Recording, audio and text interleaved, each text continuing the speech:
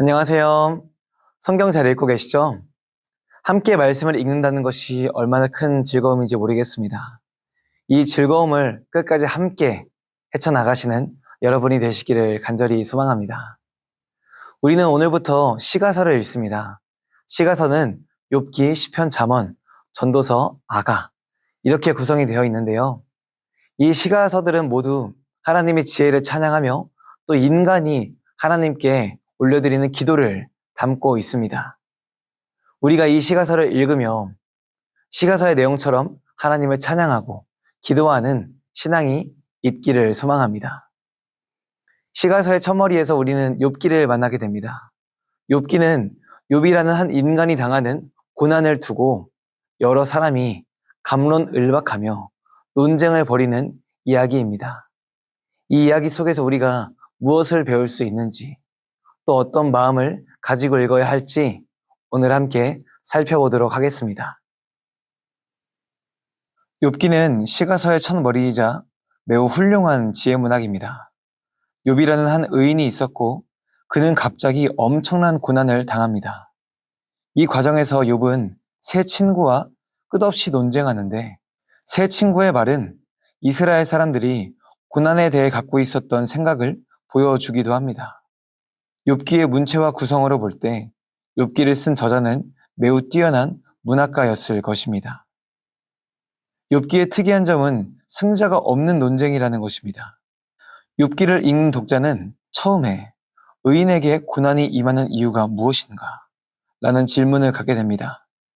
그러나 욥기의 끝까지 명쾌한 답은 등장하지 않습니다. 게다가 욥도 세 친구도 뒤늦게 등장하는 엘리후도 논쟁에서 승리하지 못합니다. 그렇다면 욥기가 무엇을 말하고자 하는지 지금부터 살펴보도록 하겠습니다. 욥기는 총 4부분으로 구성되어 있습니다. 첫 번째 부분은 욥기 1장부터 2장까지 욥에 대한 소개와 그가 겪는 고난에 대해서 말합니다. 두 번째 부분은 3장부터 31장으로 욥과 세 친구의 논쟁이 등장합니다. 이 논쟁은 자기의 처지를 저주하는 욥의 독백으로 시작해서 하나님의 공의를 의심하고 하나님을 비난하는 욥의 독백으로 끝납니다. 세 번째 부분은 32장부터 37장까지입니다. 이 부분에는 세 친구가 아닌 다른 사람이 등장합니다. 바로 엘리후라는 인물입니다. 그러나 그 역시 욥을 설득시키지는 못합니다. 마지막 부분은 38장부터 42장까지로 이 부분에는 욥이 그토록 고대해 왔던 하나님과의 만남이 이루어집니다. 그리고 욥은 하나님의 임재 앞에서 겸손하게 회개합니다. 첫 번째 부분부터 살펴보겠습니다. 욥기의 배경은 이스라엘이 아니며 욥도 이스라엘 사람이 아닙니다. 욥기의 시대를 추측해 볼 수 있는 어떠한 요소도 나와 있지 않습니다. 이는 독자가 욥기의 시대를 추측하여 욥의 이야기를 해석하기보다 욥기 이야기 자체에 주목해달라는 저자의 의도일 수도 있습니다. 어찌되었든 욥은 하나님이 보시기에 온전하고 정직하며 하나님을 두려워하는 사람, 즉 의인이었습니다. 또한 욥은 하나님께서 주신 많은 복을 누리고 있었습니다. 하지만 욥의 행복은 큰 환난에 직면하고 맙니다.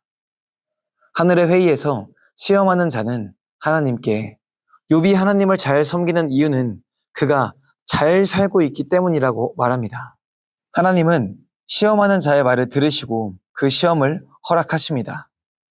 시험하는 자는 욥의 모든 재산을 없앴고 심지어 자녀들까지도 죽였습니다.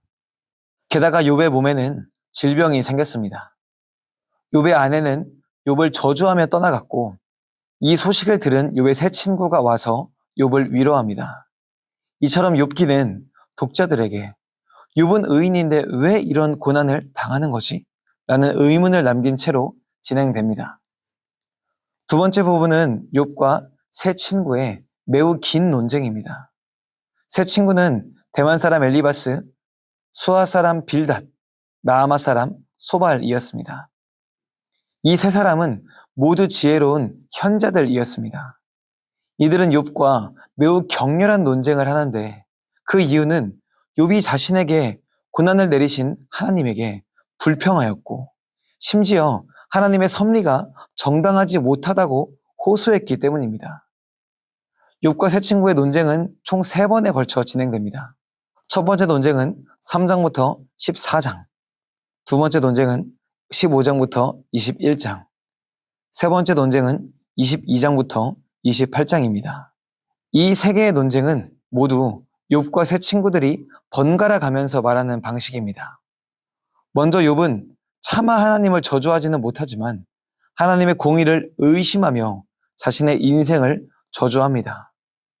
자신은 의로운데 하나님께서 자신에게 벌을 내리셨음을 이해할 수 없다며 하나님이 직접 나타나 말씀해 주시기를 바랍니다.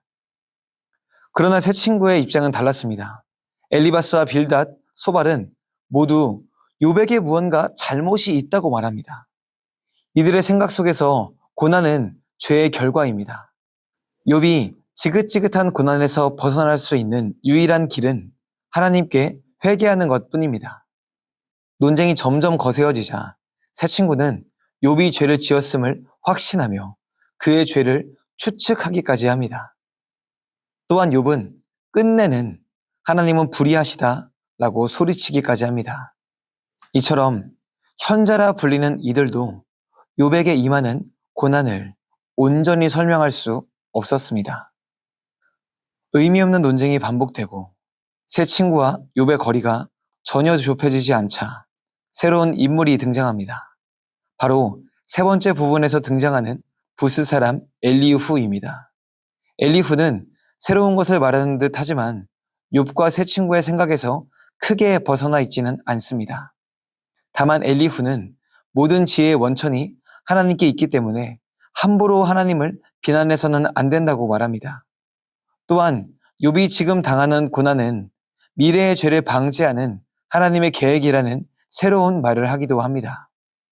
그러나 엘리후의 말에도 욥은 설득되지 않습니다. 엘리후의 지혜 역시 사람의 것이기 때문입니다. 욥기의 마지막 부분인 38장에서 욥은 비로소 답을 얻습니다.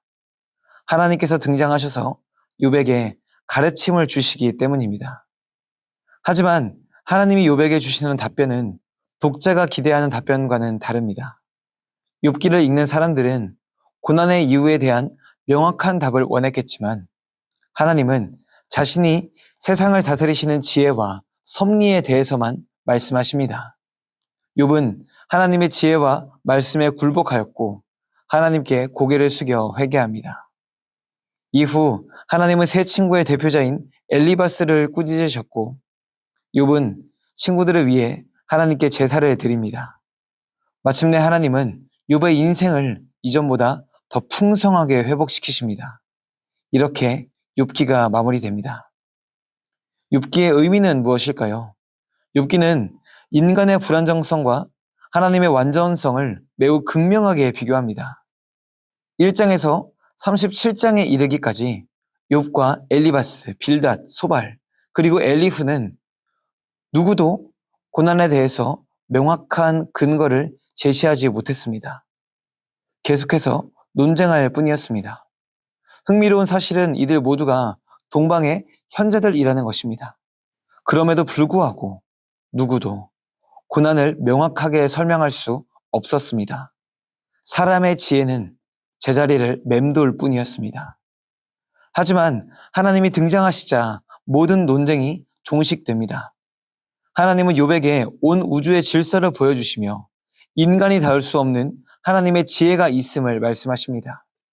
인간은 한낱 인생의 고난 때문에 고민하고 답을 내리지 못하지만 하나님은 온 우주를 자신의 질서대로 운행하시며 모든 생명의 영역과 자리와 거취를 결정하십니다.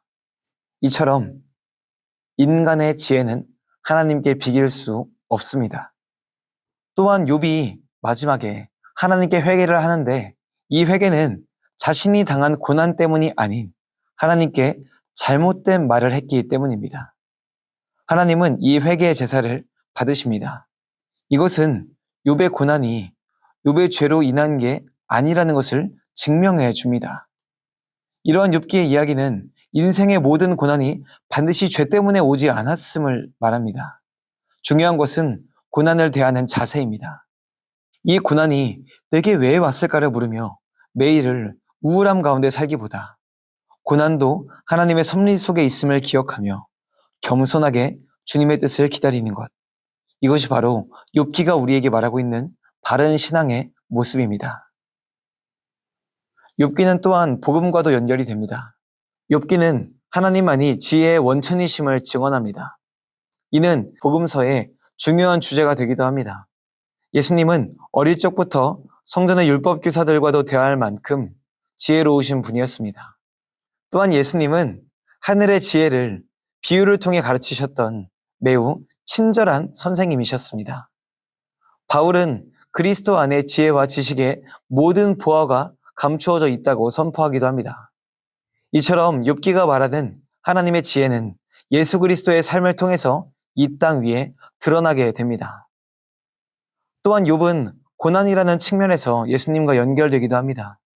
성경에서 죄 없이 고난을 당한 사람은 예수님과 욥뿐입니다. 하지만 이후 둘의 행보는 갈라집니다. 욥은 무고한 고난 앞에서 하나님을 원망하였습니다. 예수님은 무고한 고난을 선택하셨고 마침내 그 고난과 죽음을 통해서 하나님의 뜻을 우리 가운데 이루어 주셨습니다. 인간은 고난 앞에서 어떤 형태로든 무너졌지만 예수님께서는 우리를 향한 사랑과 하나님을 향한 열정으로 모든 것을 이기신 것입니다. 욥기는 시가서의 첫머리로 모든 지혜가 하나님께 있음을 증언합니다. 또한 인간의 지혜는 유한하기에 하나님의 지혜를 따라가야 함을 겸손히 고백합니다. 욥기를 읽으시며 인간의 지혜가 주는 답답함을 넘어 하나님의 지혜로 삶의 기쁨을 누리시는 성도 여러분이 되시기를 간절히 소망합니다.